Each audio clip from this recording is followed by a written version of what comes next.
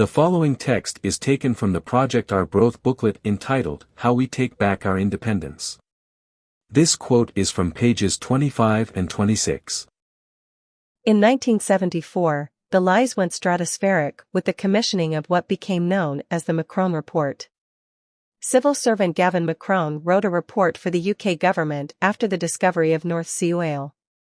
It was headed Secret, and detailed how the enormous revenues from oil would transform and supercharge Scotland's economy. Just look at Macron's summary. It must be concluded therefore that large revenues and balance of payments gains would indeed accrue to a Scottish government in the event of independence, provided that steps were taken either by carried interest or by taxation to secure the government take. The country would tend to be in chronic surplus to a quite embarrassing degree, and its currency would become the hardest in Europe, with the exception perhaps of the Norwegian krone.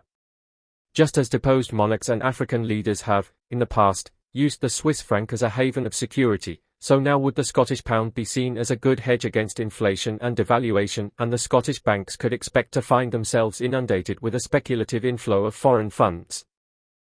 Successive UK governments, Labour and Tory, kept the report from the Scottish people for decades, while, of course, maintaining their propaganda that Scotland was too poor to make its way in the world alone. Only intensive efforts through Freedom of Information requests finally forced the British state to release the report in 2005.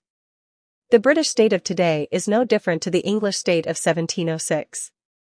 It regards Scotland with contempt as it continues to steal and plunder our resources, while fraudulently claiming we are poor. That's a very good definition of gaslighting. There is nothing in the Treaty of Union that gives the UK the rights to plunder Scotland's minerals or natural resources, nothing. Yet it continues to do so while labelling Scotland as dependent on the UK's generosity.